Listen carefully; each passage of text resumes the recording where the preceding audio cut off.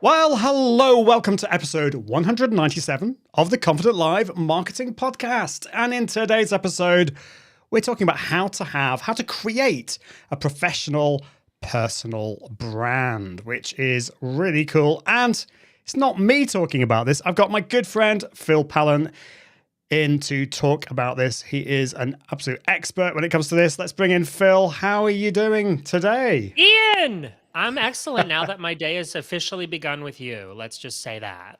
Oh, you smooth talker, Phil. Thank you so much. It's awesome to have you on the show. I've been meaning to have you on the show for ages. And we were kind of talking about this. You know, sometimes we need to be like reminded or working on similar kind of things. And we saw each other at Janet Murray's conference event last November, I think it was, which you were speaking at. I think you were the final keynote speaker.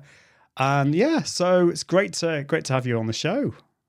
I'm so happy to be here. You know, you're one of my favorite people. We have so many amazing friends in common. You come up in conversation all the time. And I just, I have a special place in my heart for all of my marketing / social media friends over in the UK. You know, because we're friends, but I spent a lot of time over there. I actually tried to move over there one time and only lasted 3 months. The weather, it just gets to me. Yeah. But yeah. it's, because you live it.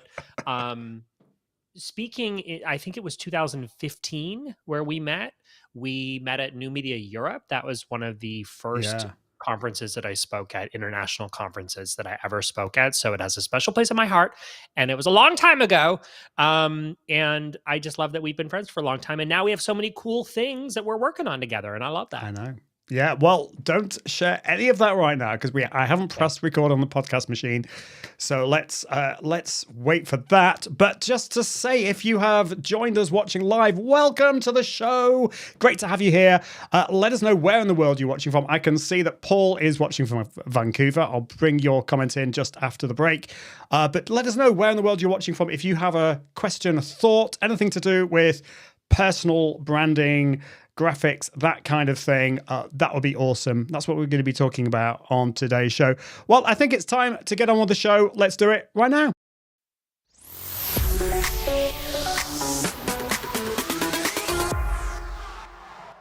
Well, hello, welcome to episode 197 of the Confident Live Marketing Show. In today's episode, we're talking about how you can create a professional personal brand. I've got my good friend Phil Pallen on the show to talk about this. Let's get on with it just after this.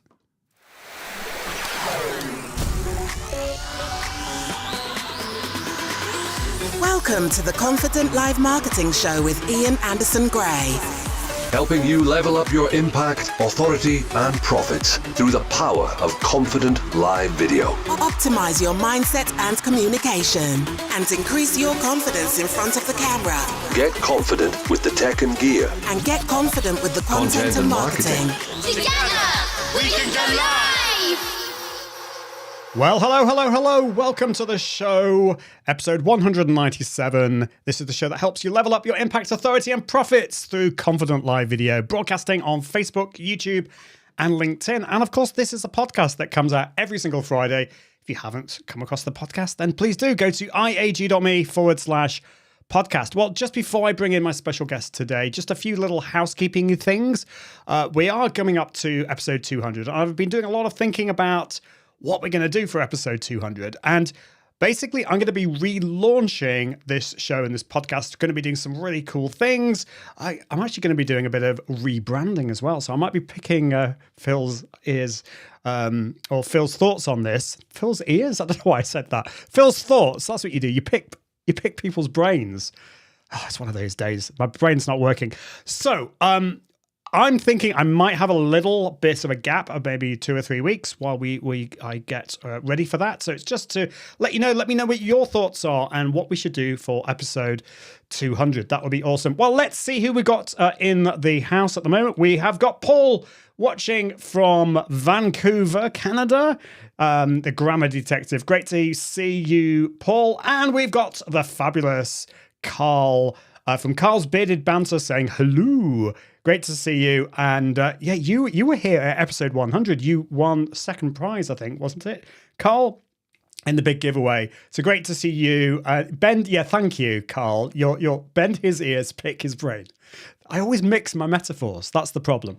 Well, let's get on with bringing in Phil. Phil Pelland is a personal branding expert and keynote speaker. His non-conventional approach to digital marketing and talent for social media has built him a global audience.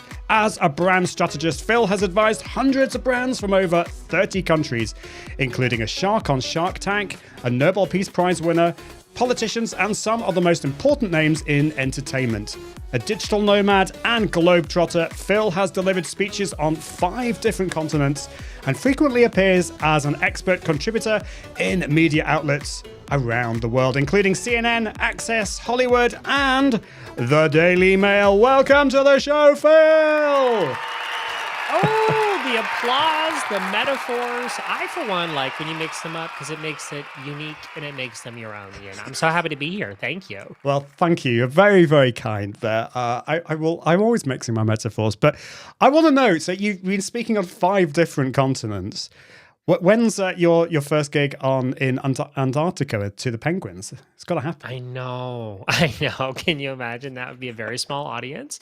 I've had small audiences before. Sometimes you never know. But I liked, this, Ian, I tend to be, I'm a little finicky with weather. So Antarctica is not really one of my dream locations. I can see why other people might want to go there, but I prefer sunshine, as I say, in January, in a t-shirt from Florida, which is where I'm based. Well, there you go. Yeah. So you're in Florida, but you are not from the USA, are you? So tell us a little bit about your background and also like how we met as well, because we were talking about this just before the break. We met back in, well, I'm not going to tell you. You already know that. Let's talk about it.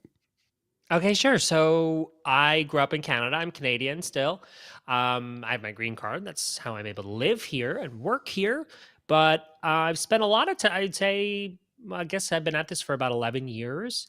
You met me when I was speaking at New Media Europe. Our friends Mike and Isabella Russell used to run this amazing conference, and that's where we met. I spoke. That was one of my first international speaking engagements. And I've been a brand strategist for, 11 years, helping people position, build, and promote their brands.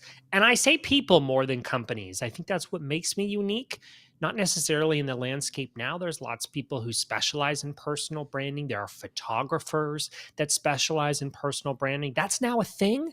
In 2011, it wasn't as much of a thing. So it's pretty unique that I have done this in terms of focusing on branding people for over a decade.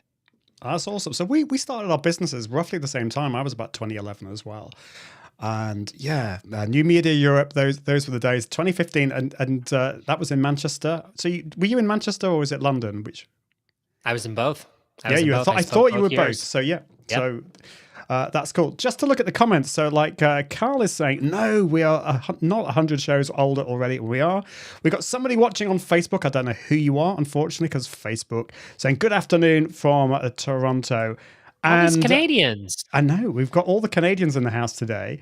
And Paul has got lots of questions. So I think we need to get started with this, with personal branding. And it's really interesting what you said.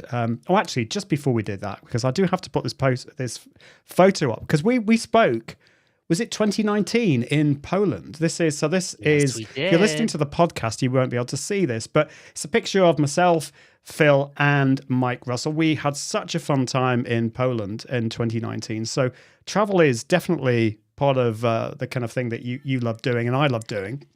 I just had to put that in. But let's go back to... I'm glad you did. That was a good time. It was a really good time. But I'm trying to behave myself here. And let's go to talk about personal branding, because it's really interesting what you said about focusing on the people, because I know that I'm not alone here. I have this kind of feeling that I want to kind of show myself as this company, as this, because if I'm just a person, then other businesses might not take me so seriously. Or that used to be my thought. I don't think that anymore. But is that a common thought? And how do you, as a brand strategist, personal brand person, talk to your clients about that? So I don't think anyone is surprised or even this idea of personal branding, I don't know how new that concept is for people now that it's been around for quite a while, but I still, Ian, encounter friction or people who say, oh, well, that's not for me. My job is selling insurance. Why would I need a personal brand? And I would challenge you or anyone that believes that, not you, you have a business built around yourself like I do. I would challenge anyone that pushes back on that. I don't think in 2023, got that one right. I don't think you have the choice anymore to have a personal brand. You have one. If people are typing your name into Google, they're looking for information on you. People are trying to get the dirt. They're trying to get info. They're trying to get context. They're trying to get motivation to hire you, to contact you, right? You have a personal brand. Even if your job is selling insurance, people, we juggle two versions of ourselves. The in-person experience, which is you and I had the privilege of being together in real life. Now we don't take that for granted after the last few years in November. But you and I also can exist digitally. This is very close to real life. It's not quite. We have a camera that I'm looking into. We have the internet that connects us, and you got a camera on your end. But technology really exists to like help us recreate the in-person experience. Nowadays, we juggle two versions of ourselves. That in-person experience, and what's becoming every day more important, the online version of ourselves. So branding is really achieving consistency between those two experiences. That's really helpful. And so Paul is saying here, so he's been really looking forward to the show, which is awesome. He's been struggling to grow his brand as a business for years, trying to figure out the niche, the brand, the value, etc. And he's also saying, I have also often considered hiring a coach, but not sure what type of coach can help me. And that's really interesting because I'm in the process of looking to work with a coach as well. I think often we're too close to our own business and our brand. What are your thoughts on that? Do you think that is the case, that we sometimes need outside help to look in at what we're doing? And when it comes to our personal brand, and I will ask, Carl's got a really good question, and I will ask Phil that in a minute. But how is that? What should we do when it comes to that? Yeah, good question. Call it what you want. I mean, sometimes people refer to it as a coach, a strategist. I will sometimes call it an accountability partner. In a situation where you've built a brand around yourself, I like to remember this. You hear your own voice differently than other people hear your voice, right? Because you are in your body. You are living the experience. I often describe the work that we do. We aren't necessarily coaches, we're strategists, but it's the same kind of thing in terms of holding up a mirror in front of you saying, hey, here's what I hear, here's what I see.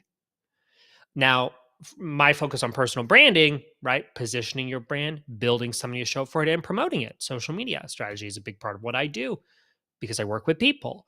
Right. So holding up, that's my job, is to hold up that mirror and say, hey, here's what I see.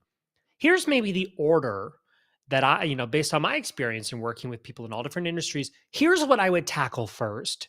Here's your number one priority based on your business goal. I often say, even before hiring a coach or a strategist or someone to help you, make sure you're crystal clear as far as you can go on your own. Make sure you're clear on your business goal. And if you're not clear, then that coach will probably prioritize that as item number one on the list. What's your goal? What's your goal in all of this? You want to create a new website? Great. What's the goal? Why? Any kind of coach in any aspect of your life. Right now, I'm doing I started this week a fitness and a nutrition plan. That has nothing to do with branding, but I have a coach. And the very first question he said, tell me, Phil, specifically, what is your goal, right? Specifically, numbers.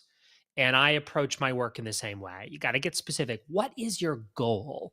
And that's going to make working with a coach a whole lot easier and more effective.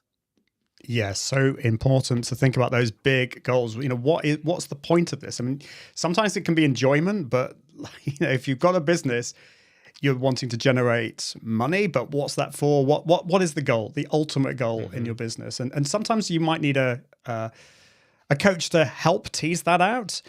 It's really interesting what you Definitely. said about, personality. And so many people, they get into their 40s and 50s and they still really don't know who they are. I mean, people struggle with that.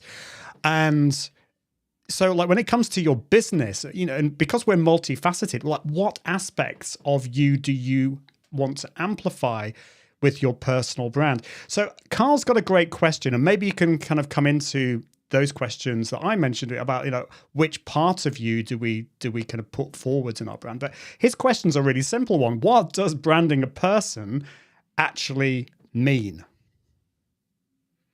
I mean, what does it mean? I think I touched on this in my own definition, but I'll take it a step further. What does branding a person mean? I mean, it sets you up. The exercise of it sets you up for success, I think, to achieve whatever those business goals are. It's entirely possible nowadays to build a brand, build a business as a person, right? On Instagram this morning, I posted a reel giving my my formula when I break this down into a science for Carl and for everyone listening. Content is what you say. And you brought up a second ago, personality. Personality is the unique way that you and only you deliver that content. And personality is what keeps people coming back for more, right? Content, what you say, personality, the unique way that you and only you deliver that content. Those are the two kind of variables with every single person as a brand.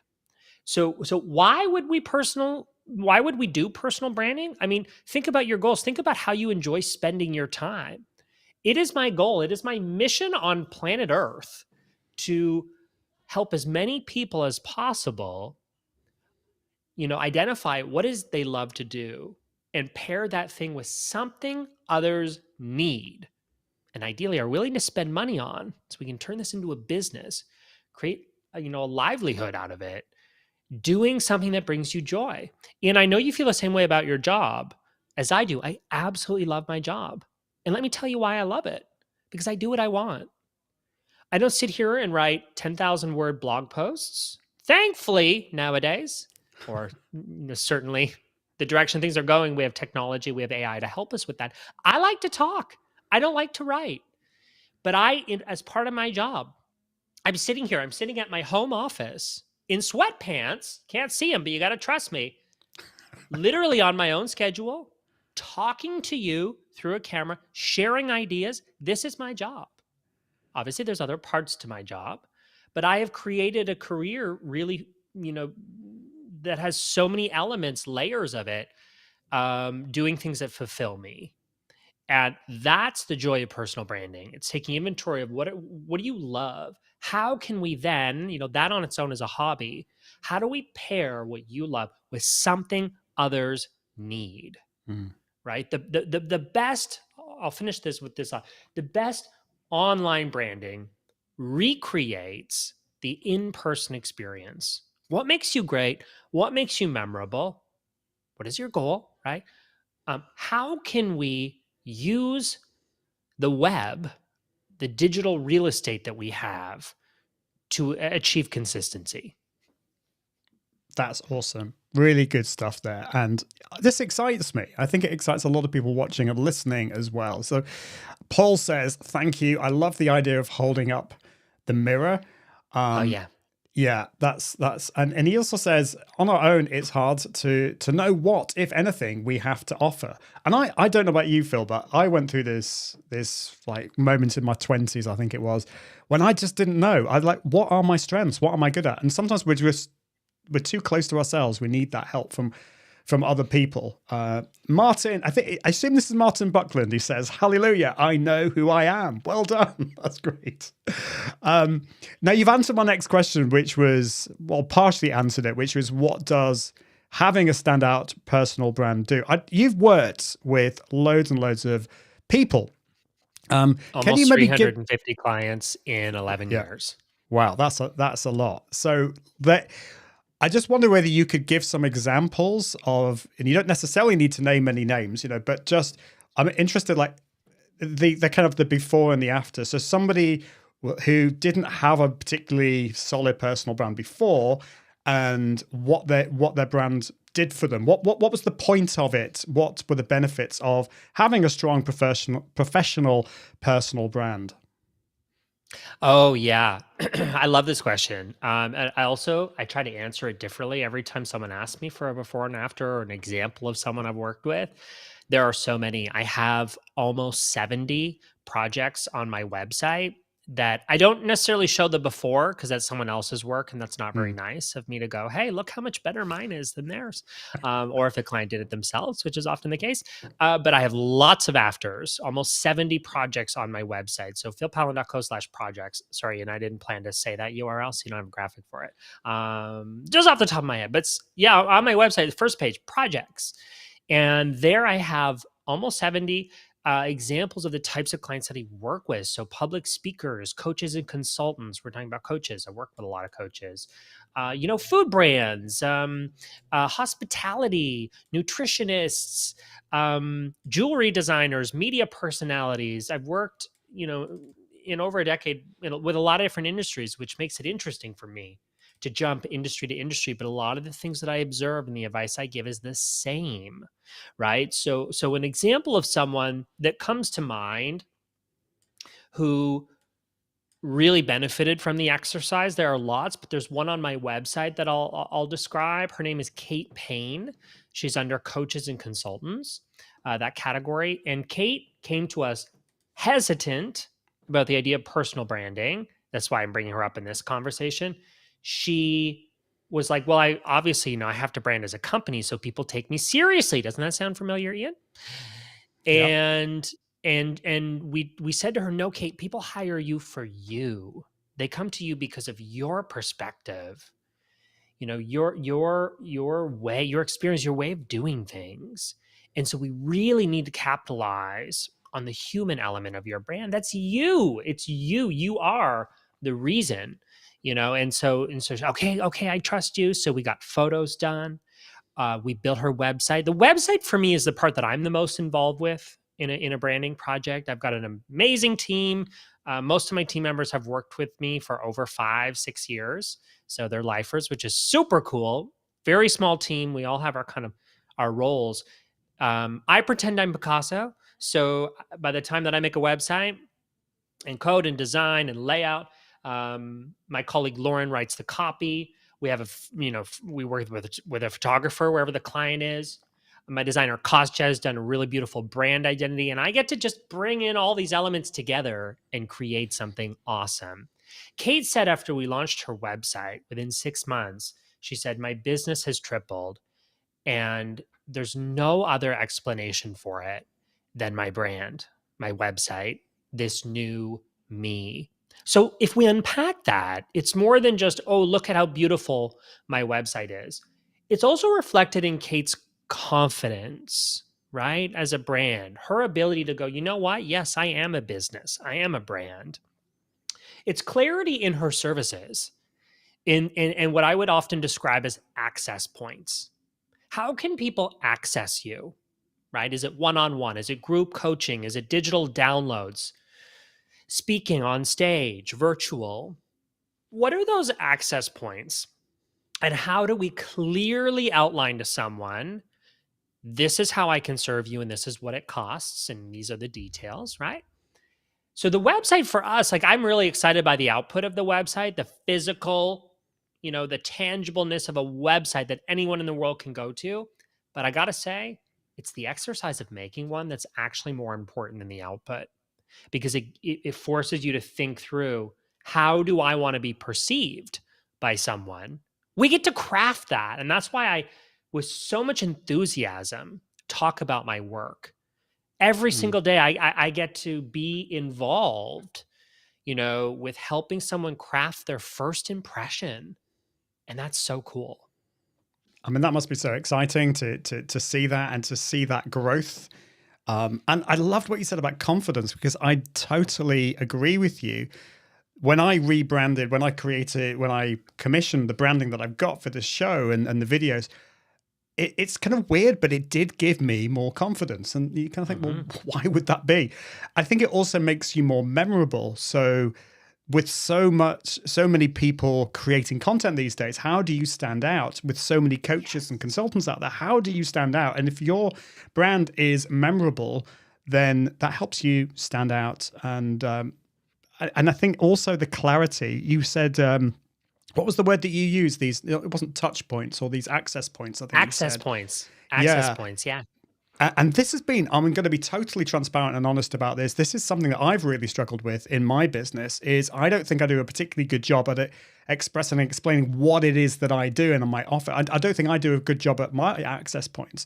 And I think that is one of the things I'm really focusing on this year, being much better at explaining that on the website. And I found that fascinating because my next question to you, Phil, was going to be like, what does personal branding cover? And so I've got here, well, it includes like fonts, colors, photos, logos. I haven't actually put websites, but yeah, websites. But you're expanding a lot more on what that is. So how would you kind of fully answer that question? What does a personal brand cover? And then I'm going to come back to Carl and Paul have got some great questions that I want to come back to.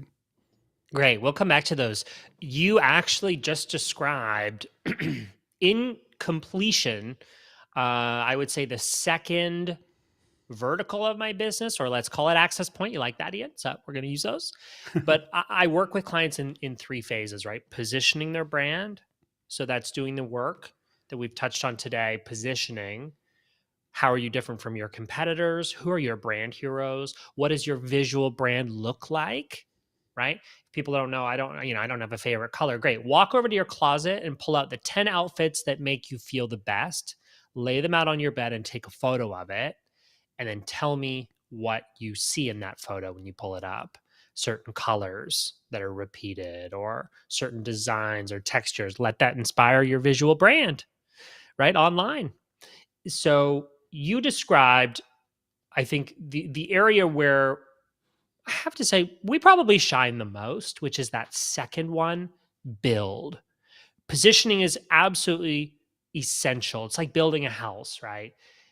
Before we can stage the house and we can build it, we need to figure out where it's going to go. So that's the most important first step. The second step is building something to show for your brand after you've identified your positioning.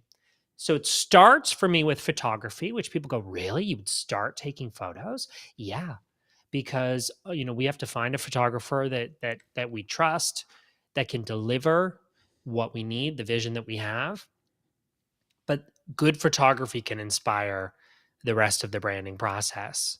So, for example, an outdated profile photo on social media, like that's like showing up to a wedding in pajamas, in my opinion, nowadays. Like, let's be serious, right? It means that you don't take your brand online seriously. You don't take yourself seriously.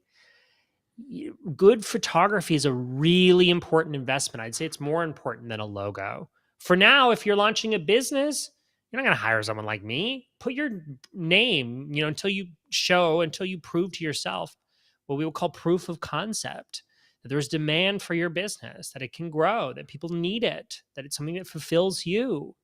Put your brand name in a font for now before you design an intricate logo. But brand photography is the most important part of the build. So that's where I start because so many aspects of it inspire the rest of the build. So photography, brand identity, and that's more than just a logo. Within that, we're talking about multiple logos, right? Your logo is going to show up in different ways. And one of your graphics, Ian, for this show, when it shows us side by side, you've got your logo up top and it's written horizontally and it fills up the space really nicely. For me, I don't have room for my name, written out back here. So I use my mark on the wall. I have about 6 or 7 different versions of my logo, depending on different uses and where it's going to go.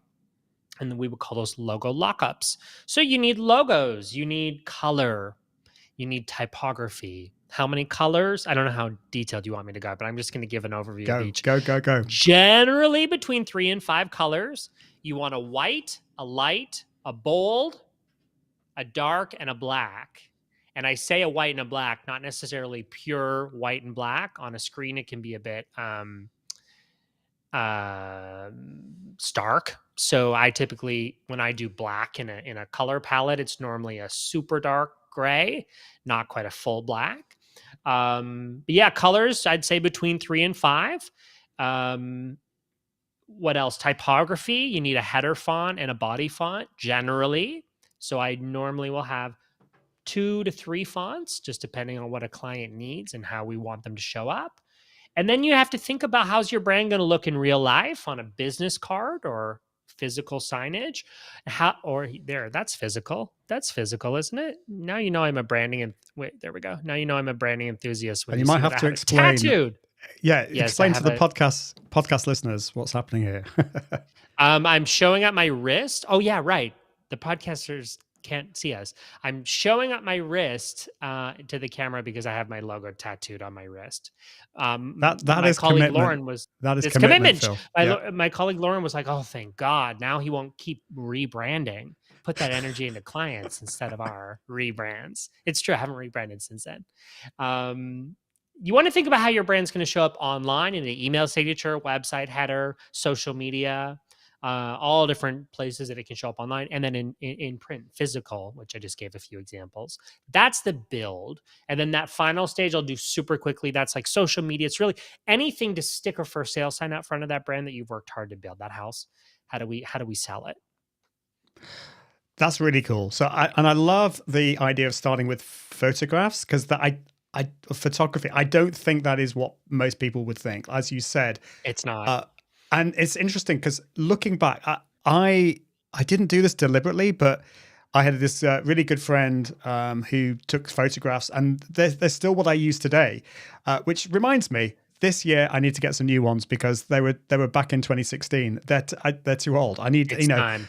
It's definitely time, well overdue. But your brands, but also Ian, you talked a second ago about your confidence as a brand going through that exercise, and your brand feels very confident to me. You also understand branding. You understand the merits of branding. Yeah. You show up with your exact color of red. Even your glasses are super unique, and identifiable as you. And if I saw those glasses sitting on a table, I would go, those are Ian's glasses. We have a mutual friend, Kim Garst, I met her last year for the first time, and she's just one of the loveliest people I've ever met on the planet. By the way, she had really wonderful things to say about you. Kim is similar, right? She's got a brand, she's got her glasses, she's got her color, and that's taking yourself seriously as a brand. And it's cool when you arrive at this point where you have the confidence to go, you know what? I am something. I am this. And to be able to put that into words is even more exciting. Definitely. Well, thank you, Paul. Thank you, Carl, for being so patient. But I did want to ask Phil those things. And we're going to get onto a question about tools in a minute, because I love tools and technology. But me too. I know you do. So Paul is he's asking, there are so many variables: websites, SEO, YouTube, social media, coaching, courses, etc. in a business. And I can almost feel the overwhelm in his voice there, because there's so much. Does a brand strategist help pull all of these pieces together? I think that's a really interesting question, because basically, are you the savior to all of us who are kind of got so many things all over the place? Yes, I'll be honest with you. I have no idea what other brand strategists do. I think I saw that title in 2013 on LinkedIn and thought, oh, that's a good title. I don't pay a lot of attention to my competitors or what other people are doing in my industry, because I've got my plate full with people that need my help, and I focus on providing a service that gives them clarity. So that's the long answer. The short answer would be yes. This brand strategist certainly focuses on removing overwhelm. So branding is my arena. I'm have fitness on the mind because it's, January at the time that we're doing this live and recording. And when I walk into a gym without some kind of structure or guidance, I feel so much stress. That is not the place I want to be. But even this morning, I did my workout all on my own. So proud of myself. And my trainer, who's virtual, gave me a very specific list of what to do.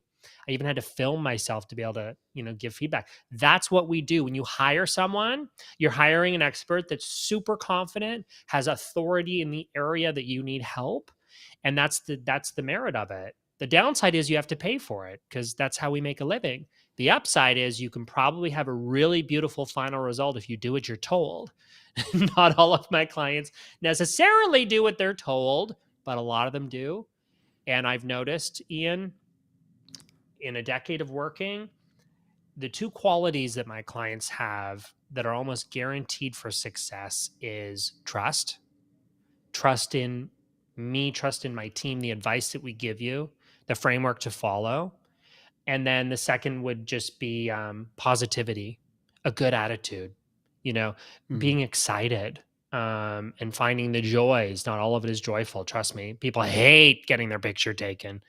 But if we can find joy in the process, those are the two qualities I've seen have led to the most successful final product.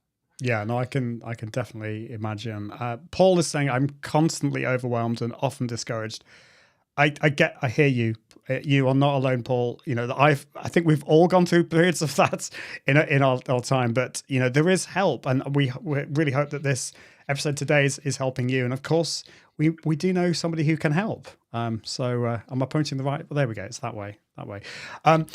Carl is saying, so let's just look what Carl is saying here. And so I know what the answer, I can answer this question. Carl is saying, so his brand is Carl's Bearded Banter, posting to YouTube and Facebook my own content, beard, products and advice with a bit of fun and a few competitions. But personally, I do not sell any products. Can I be branded? I mean, you already have a brand, Carl. So I think we know the answer to that, but yeah, Phil, what's your view on that? It's a great question. People often think, oh, well, I don't have a physical product. Is this a brand or is it just a hobby of mine? You know what? I do something pretty unique. I post twice a week on YouTube, although I did once a week this month because it's January and we're easing back into the year. Once a week. I think I said once a month. Yeah, I post once a week this month. And then February, I get back to doing posting 2 videos a week on YouTube for free that help people with resources. That, having done that now for a few years, I get a lot from the exercise of creating videos, researching, becoming really, I think, an expert, almost like a pilot, doing their hours to train. For me, I have this kind of thing in my schedule that keeps me accountable, that keeps me learning, that keeps me sharing and growing. My email list has grown to over 30,000 in 3 years. And I don't sell a lot, Carl, to my email list, but guess what? Brands will come to me and say, hey, would you be willing to put our brand in front of your audience? And that, my friends, is not free. And I have a lot of brands that do it. Right? It's a win-win. I get paid. I also, my audience gets free resources. So just because your brand is rooted in providing value for free doesn't mean you can't monetize it. Yeah, definitely. Well, we are almost out of time, and I want to get onto the bit that we're both excited about, which is what are your tools of the trade? So what are the tools that you use and what would you recommend? And yeah, we don't have 5 hours, unfortunately, but you tell us like your favorite ones when it comes to personal branding, but maybe beyond as well. Let me give you my favorite tools. This is one of my favorite questions because actually on YouTube, I get to satisfy my inner geek. And I work with a lot of super cool brands to try out their products and to create content that promotes it. So in terms of branding, my number one tool for self-starters, people that want to actually take action on some of the things that Ian and I have talked about today, the number one tool I can recommend for you is Adobe Express. For those of you watching, I have a little pillow over here. Ian and I are both very proud Adobe Express ambassadors, but there's never been a tool like this that is so sophisticated. It comes from Adobe, which is obviously the leading software in the creative worlds, design worlds. There's never been a tool that has democratized brand building in this way. I get super, super excited about it. Let me tell you where to go if you don't have a logo. You go to their beta, I think it's still beta, Adobe Express Logo Maker. It will ask you 3 questions. What's your business name and a slogan if you have one? Choose a style, so bold, decorative, colorful, modern. It'll give you a few styles. Choose one, and then using AI, it's going to actually already start to create designs for you using Adobe fonts, using Adobe Express, which brings in a lot of the amazing Adobe, features and integrations from other Adobe apps, popular ones like Photoshop, Illustrator, InDesign, etc., Acrobat, even. So that's the best tool to get started right away. I recommend going to my Instagram.com/Phil Pallen. I have a lot of posts that teach you how to do this on my Instagram and obviously on YouTube. But that would be my number one tool. I love all kinds of tools. I love ConvertKit for email marketing. The reason I love it is that it strips down all the design, right? An email that looks super designed feels like junk mail that we throw out. We rip it in half and throw it in the garbage and don't even look at it. Your email should feel like a normal email, in my opinion, as an individual personal branded creator, right? It should feel like an email, plain text style emails. Doesn't mean you can't have visuals, but I love ConvertKit for that reason.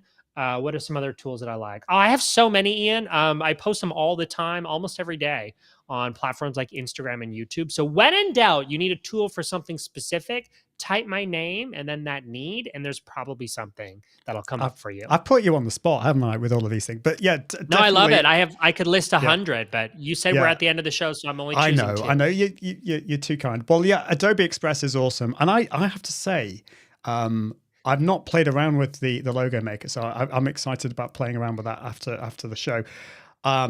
And yeah, and I know there's loads of other tools that we could talk about, Ecamm Live, all those kind of things. But let's yep, that's what we love that. Right, but we are out of time, so people can find you. You've mentioned lots of different things. It's philpallen.co/projects for the projects, and also we've got philpallen.co/freebies. So what's at the freebies? Tell us about the freebies.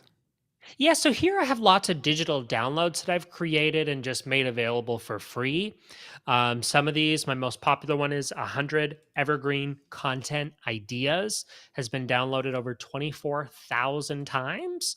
I have lots of individual worksheets, ebooks, resources there that will help you on your journey to identifying your personal brand. I have a brand positioning statement worksheet. I have brand archetypes, all kinds of things there that some of them are more technical. Some of them are really simple. One is as simple as like 6 questions that will help you position your brand more effectively. Lots of resources over there, and they're all free. Awesome. Well, you can't get better than that. They're free. Check out Phil's website, philpallen.co. And also you can stalk him in a nice way on all the socials. Instagram. Is Instagram your kind of favorite? Where do you prefer to hang out these days, Phil? Yeah, Instagram is the one where I definitely the app I open the most. I'm not as crazy about TikTok. I don't go to Facebook these days unless I have to message you on Messenger. For me, yeah, Instagram, YouTube, and Pinterest. Those are my 3 favorites. Awesome. Well, they are very visual tools. Well, thank you so much, Phil. It's been great to have you on the show. It's been really awesome. So do check out Phil at his website. But we are out of time. I'm trying to do a much better job at just making our shows a little bit shorter, pack more into them. That's the idea. Let me know what you think about that. Do check out the podcast, iag.me/podcast. But until next time, I encourage you to level up your impact, authority, and profits through the power of Confident Live Video. See you soon. Bye. Thanks for watching the Confident Live Marketing Show with Ian Anderson Gray. Make sure you subscribe at iag.me/podcast so you can continue to level up your impact, authority, and profits through the power of live video. And until next time, Toodaloo.